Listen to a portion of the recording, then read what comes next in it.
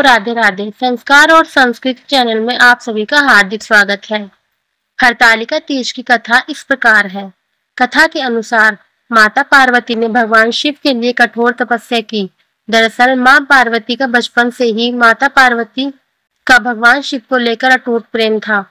माता पार्वती अपने कई जन्मों से भगवान शिव को पति के रूप में पाना चाहती थी।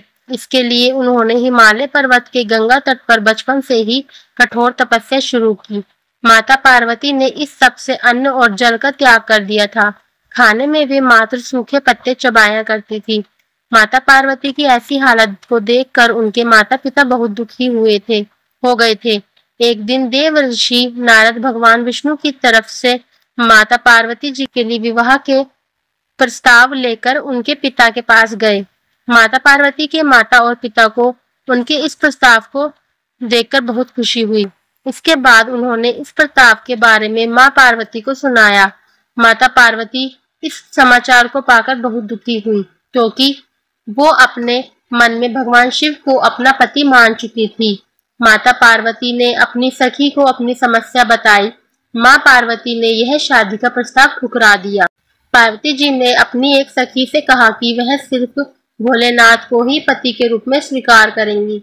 सखी की सलाह पर पार्वती जी ने घने वन में एक गुफा में भगवान शिव की आराधना की। भाद्रपद तृतीया शुक्ल के दिन हस्त नक्षत्र में पार्वती जी ने मिट्टी से शिवलिंग बनाकर विधि पूर्वक पूजा की और रात भर जागरण किया। पार्वती जी के तप से खुश होकर भगवान शिव ने माता पार्वती को पत्नी के रूप में स्वीकार कर लिया था।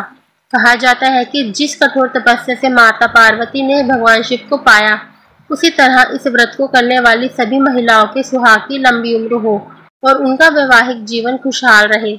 माना जाता है कि जो इस व्रत को पूरे विधि विधान और श्रद्धा पूर्वक व्रत करती हैं, उन्हें इच्छानुसार वर की प्राप्ति होती है। हरतालिका तीज पर गौरा और शिव से अखंड सुहाग की कामना करनी चाहिए और बोलना चाहिए कि भगवान हमें अजर अमर सुहाग देगा। आइए जानते हैं इस हरतालिका तीज व्रत के नियम क्या है। इस व्रत को रखा तीज में जाता है, लेकिन इसका पारण चतुर्थी तिथि के सूर्योदय में किया जाता है। अगर आपकी शादी के बाद आपका पहला तीज व्रत है तो अच्छे से नियम पता कर ले, क्योंकि जिस तरह पहली बार रखेंगी उसी प्रकार हर साल करना होगा। इस व्रत को एक बार रखा जाता है तो जीवन भर रखना होता है, किसी भी साल इसे छोड़ा नहीं सकते। तीज व्रत में अन्न, जल और फल 24 घंटे कुछ नहीं खाना होता। इस व्रत को पूरी श्रद्धा भाव से करें और भगवान शिव पार्वती का जागरण करें और सोए नहीं।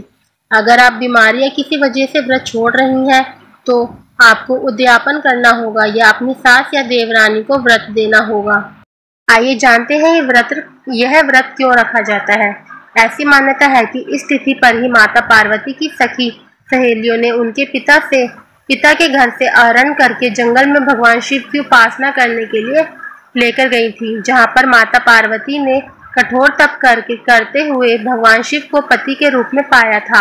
हरतालिका तीज पर सुहागिन महिलाओं को अखंड सौभाग्यवती और जीवन में सुख सुविधा और संपन्नता का आशीर्वाद प्राप्त होता है। हरतालिका तीज की व्रत पूजा विधि। इस व्रत में सुहाग का सामान यानी 16 श्रृंगार की चीजें माता पार्वती की पूजा में अर्पित करते हैं। इसके लिए वो एक सुहाग पिटारिया यानी टोकरी बना लेती हैं, जिसमें सभी सामान रखकर माता पार्वती को अर्पित किया जाता है।